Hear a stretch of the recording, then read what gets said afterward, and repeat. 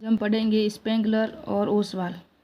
Oswal Spengler जो 1880 से 1936 तक इनका कार्यकाल था और ये चिंतनशील परिकल्पनावादी दर्शन के समर्थक थे और ये इतिहास दर्शन बुक है और ये अमित रैंकवार की बुक है। ये देख सकते हो आप, यहाँ से ये टॉपिक लिया है मैंने और ये PDF है, आप देख सकते हो।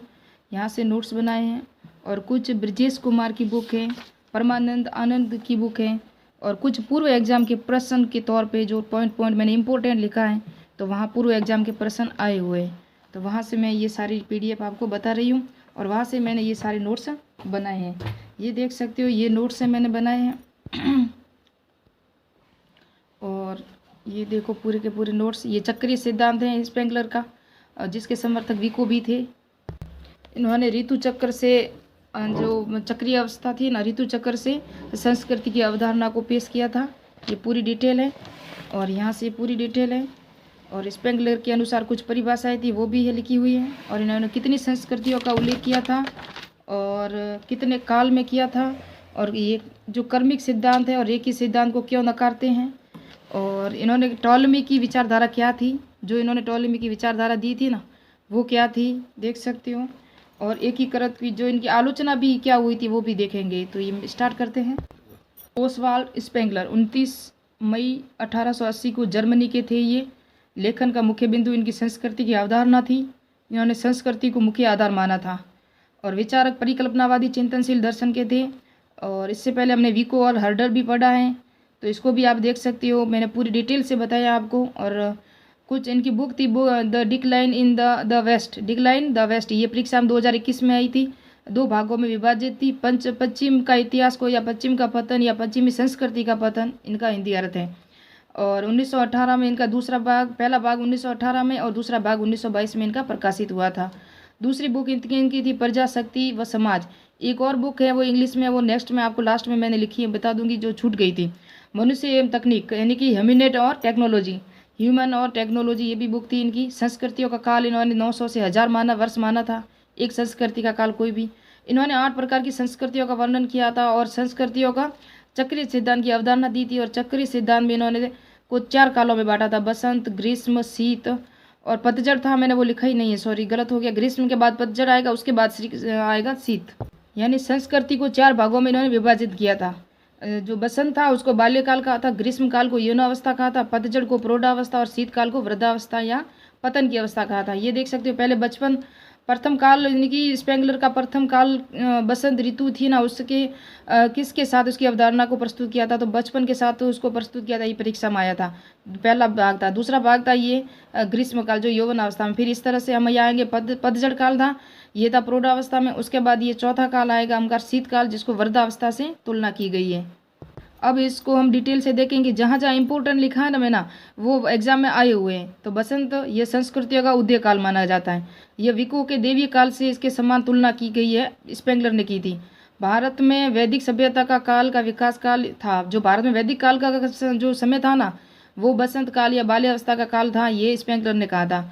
यूनान में होमर काल यानी कि ओलंपिक देवताओं का काल माना था यूनान में इन्होंने। यह युग धार्मिक चेतना का युग का विकास था।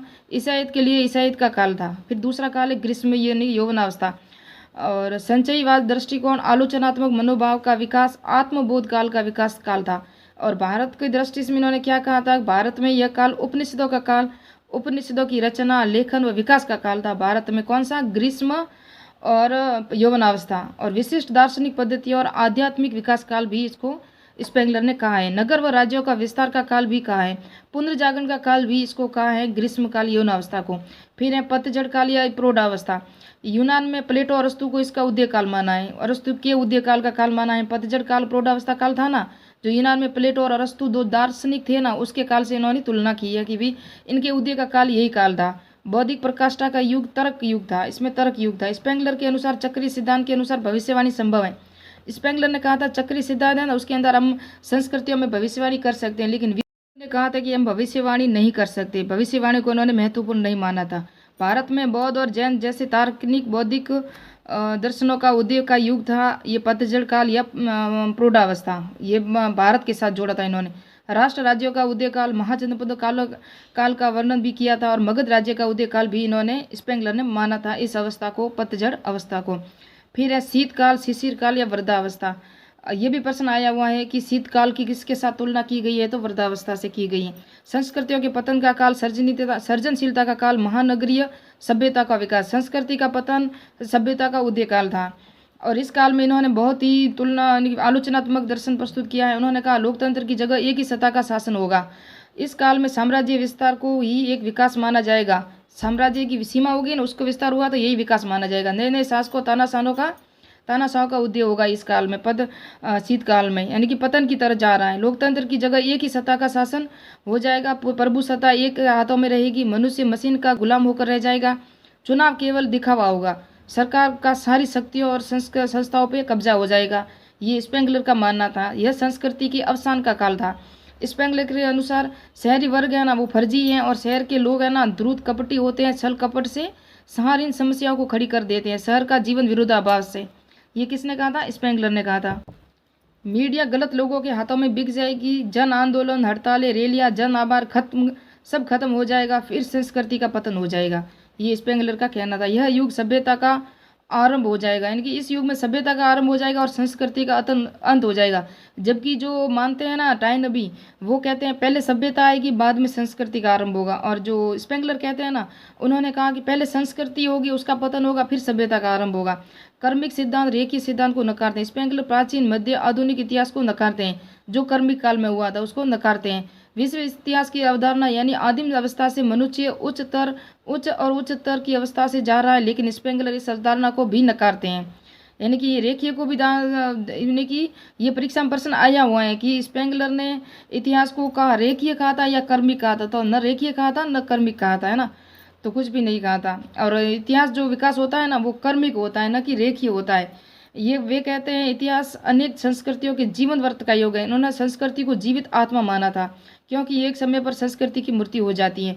लेकिन उन्होंने संस्कृति के विकास की तुलना ऋतु चक्र से की है। स्पेंगलर के अनुसार संस्कृति के समाप्त के बाद सभ्यता का उत्थान होता है। स्पेंगलर ने कहा था, इंपोर्टेंट मैंने लिखा है। विको के अनुसार सभ्यता के बाद संस्कृति का उत्थान होता है। फिर इन्होंने टॉलमी की विचारधारा का विरोध किया, यानी कि कुछ उदाहरण देके समझाया था। टॉलमी ने कहा था पृथ्वी है ना वो केंद्र में, और ग्रह है ना वो चारों तरफ उसके चक्कर लगाते हैं, तो उसका विरोध हो गया और ये गलत भी साबित हो गया। फिर कोपरनिकस ने इसका वर्णन किया था कि सूर्य है ना वो केंद्र में है, और जो पृथ्वी है सूर्य के चारों तरफ चक्कर लगाती है। ये कोपरनिकस की अवधारणा थी। तो कोपरनिकस का सिद्धांत था ना, ये इन्होंने अपनाया था, और टॉलमी की अवधारणा को उन्होंने नकार दिया था। यूरोप संस्कृतियों का केंद्र नहीं है, संस्कृतियाँ सभी समाजों में। इन्होंने इस उदाहरण को देके यह कहा था कि भाई यूरोप है ना वहीं संस्कृतियाँ नहीं है, संस्कृतियाँ हर एक समाज में हर जगह है। 8 संस्कृतियों का उन्होंने उल्लेख किया था: चीन, भारत, मिस्र, अरब, यूनान, बेबीलोन, मेक्सिको और रूस। विश्व भाईचारे का योगदान कुछ हद तक इसकी भविष्यवाणी भी सही हुई। यह दूरदर्शी, कल्पनावादी, दूरगामी था, यह भी इनके सही था। लेकिन आलोचना इन्होंने कहा एकीकृत विकास की प्रक्रिया को अपनाया था इन्होंने, एकीकृत को, रेखीय को इन्होंने नकारा था। और संस्कृतियों का जन्म, आधार, उदय कैसे हुआ, तार्किक कारण नहीं बता पाए थे। ये कौन? Ptolemy, Spengler. और क्यों और कैसे का उत्तर नहीं दे पाए। और संस्कृति के धर्म प्रधान बना बताया, लेकिन इसमें सही सुनता विविधता, भारतीय संस्कृति को धर्म प्रधान बताया था इन्होंने, लेकिन इसमें वसुधैव कुटुंब सहभागिता का प्रधान संस्कृति है। मानव को महत्व नहीं दिया, जबकि मानव उपलब्धियों का ही इतिहास है। लास्ट में एक पॉइंट रह गया था कि यह the over of decision Spengler की बुक थी एक, और मैंने कहा था कि लास्ट में एक और बुक बताऊंगी। स्पेंगलर ने 3 संस्कृतियों के 3 काल बताए थे। संस्कृतियों की अवस्थाएं 4 बताई थी, बसंत ऋतु वगैरह ऋतुओं के चक्कर से तुलना की थी। और संस्कृतियों का काल इन्होंने 900 से 1000 वर्ष माना था। और 8 प्रकार की इन्होंने संस्कृतियाँ बताई थी। और फिर नेक्स्ट में पढ़ेंगे हम एजे टाइनबी। तो मिलते हैं नेक्स्ट वीडियो में, है ना।